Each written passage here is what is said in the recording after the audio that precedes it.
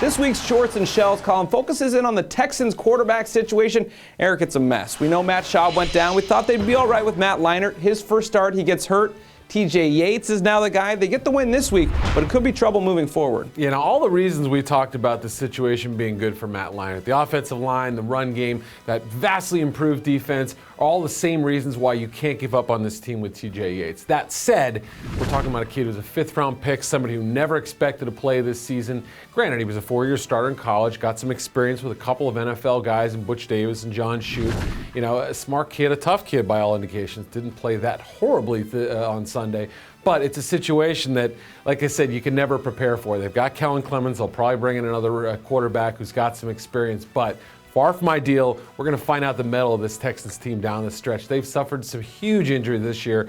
They have kept rolling to this point. It sure seems like they're going to need that defense to continue to rely on. That's going to be the focal point really moving forward, is they're going to need to play 17, 13 time of games. And if that's the case, then maybe they can get the win. In the same division, the Tennessee Titans just keep winning. They're 6-5. Chris Johnson, a huge game today. Don't count them out in this race yet. Yeah, Johnson's 190 yards. No question that was the biggest thing, especially with Matt Hasselbeck in the passing game, kind of struggling in spots. You know, they made a couple plays at the end there, getting Damian Williams involved on a crucial play at the end of the game. But they're a tough team to figure out. I don't know if they can challenge the Texans for the division, but the records say they're in it. You know, a couple of wins in the AFC can really kind of help them out and vault them. And they're a tough team to kind of get a read on, but you have to count them mathematically, and pretty impressive first season for Mike Munchak. Especially when you just don't know what you're getting from the quarterback situation with the Houston Texans. Finally, we talk about Ndamukong Suh. We all saw it on Thursday night, the stomping, and after the game wasn't really apologetic, wouldn't really own up to it. Probably going to get suspended. Yeah, we'll find out if it's one game, two, or more. I mean, there's going to be a monetary fine that goes along with it.